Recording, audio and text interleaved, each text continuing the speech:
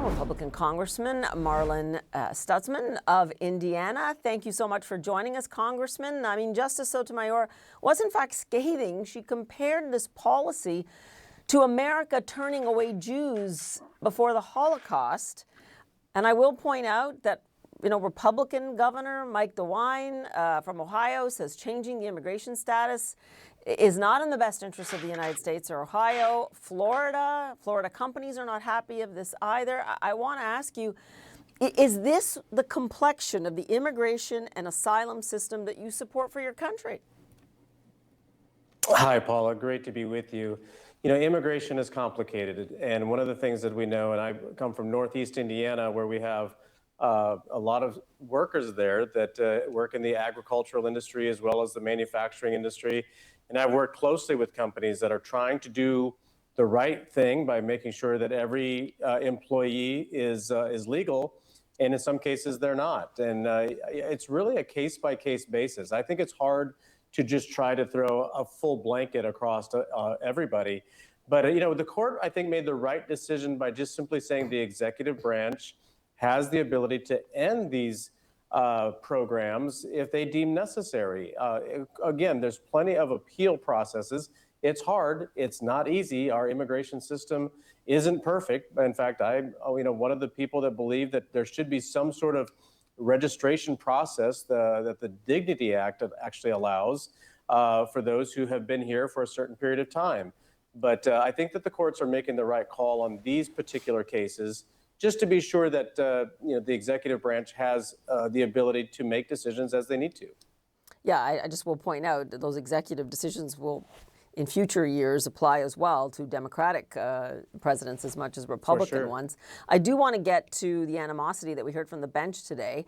I mean, is there any way to reach a consensus in politics anymore, or even in the justice system? I mean, yesterday there was this bipartisan bill on housing that I'm sure you support that wasn't even signed because your president torpedoed it. I mean, where do you see this here? Because that was considered a big win for where you sit in the House.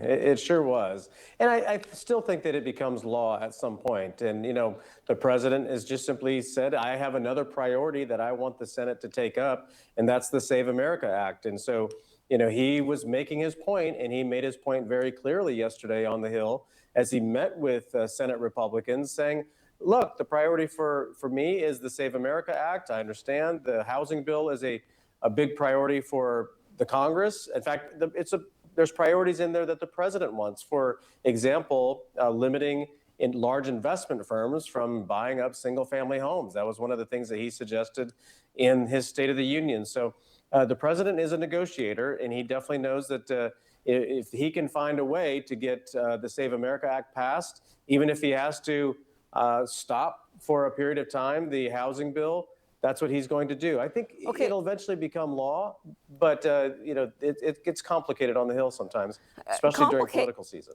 Complicated, but some of your colleagues have been more blunt than that. They don't much like the president's negotiating strategy. I want you to listen now to Representative Thomas Massey, who was blunt, as I say, about the situation on Capitol Hill right now. Listen.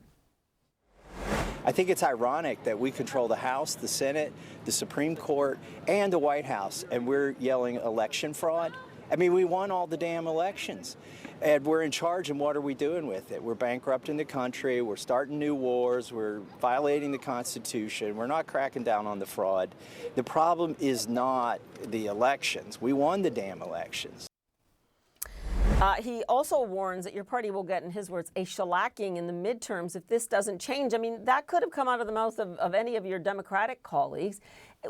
Where do you sit on this in terms of trying to get Congress to actually do its job? It's on a lot of voters are backing some more bipartisan commitments on Capitol Hill. Yeah, I mean, Paula, you're right. There is a lot of partisanship on the Hill, whether we go back to 2008-9 when Obamacare was passed. That was done under reconciliation just by Democrats. Tax cuts have been passed just by Republicans. And so, there's a lot of finger pointing back and forth. And that's part of the process where, with the majorities being so slim that the way they are in both the House and the Senate, Neither party wants to give an inch because we're trying to maintain majorities. I do think, though, that just like the Save America Act, that's supported by 80% of Republicans, according to polling. So that means Democrats support it as well as Republicans. That's the one I'm baffled by. You know, we got good, strong bipartisan support on the housing bill.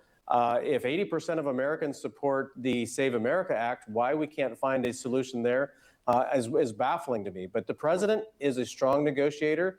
He's going to continue to push for his agenda. He won the election this last, in 2024, and he knows this is one term for him, and he wants to get as much done as possible. I know your colleagues, though, like Mr. Massey, are saying it might cost you, meaning the Republicans, the midterms, if he gets his way. Congressman, we have to leave it there. The thing is, but Massey lost his own primary, so he's in a tough spot, and kind of showed that he should have been maybe sticking with the team more. We understand the politics at work, but again, he still has quite a few more months in Congress. The last time I looked, so Congressman, we do have to leave it there, but we invite you back. It's always good to hear from you. Yeah. We will.